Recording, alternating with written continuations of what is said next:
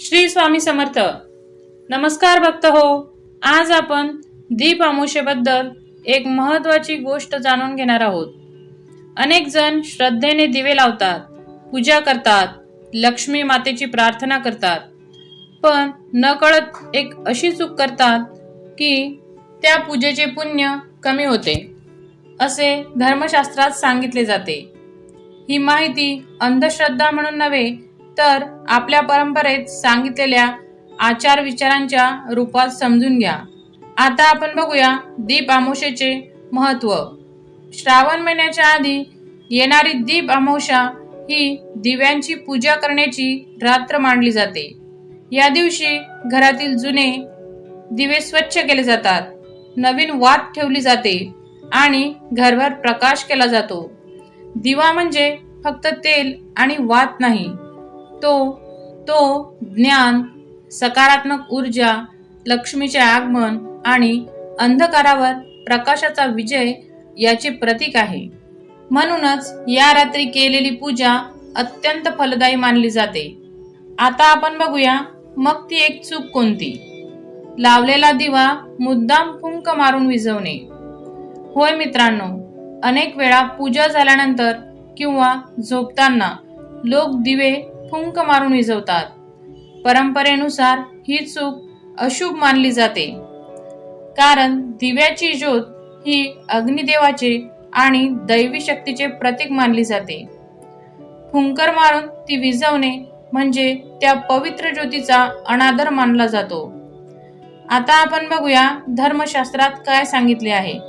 जुन्या धार्मिक ग्रंथांमध्ये असा उल्लेख आढळतो की दीपाचा अपमान करू नये, पायाने स्पर्श करू नये, घाणेरड्या हाताने हाताळू नये आणि फुंक मारून विझवू नये.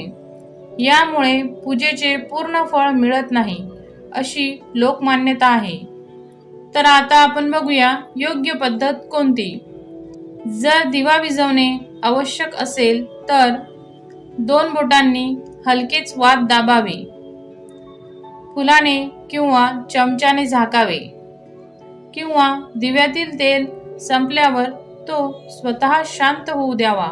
ही पद्धत अधिक आदरपूर्व मानली जाते. आता आपण बघूया ही चूक पुण्य कमी का करते. यामागे एक सुंदर आध्यात्मिक अर्थ आहे. दिवा म्हणजे आपल्या मनातील श्रद्धा, फुंकर म्हणजे असावधानता.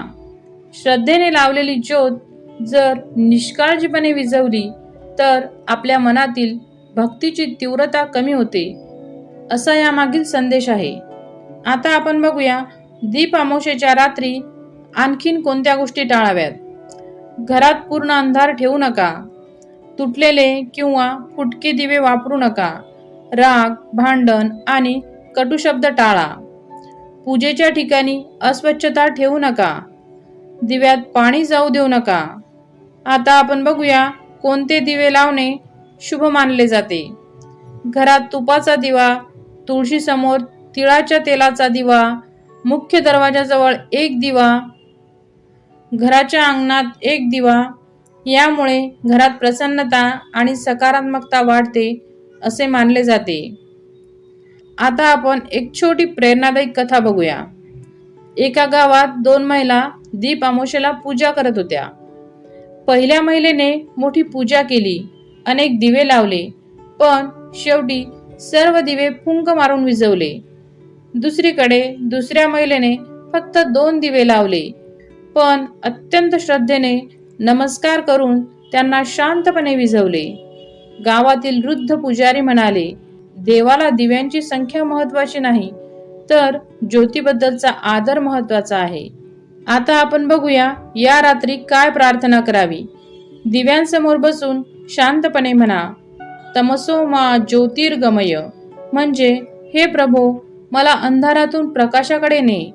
ही प्रार्थना मनाला खूप शांतता देते.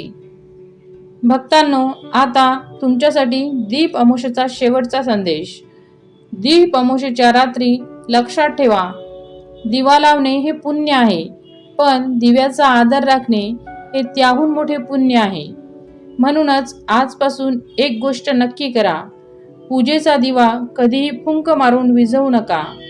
श्रद्धा, स्वच्छता आणि नम्रता, छोटी पूजा देखील मोठे फळ देऊ शकते. ईश्वर आपल्या घरात सुख, शांती, समृद्धी आणि प्रकाश भरून टाको, हीच मनापासून प्रार्थना. धन्यवाद.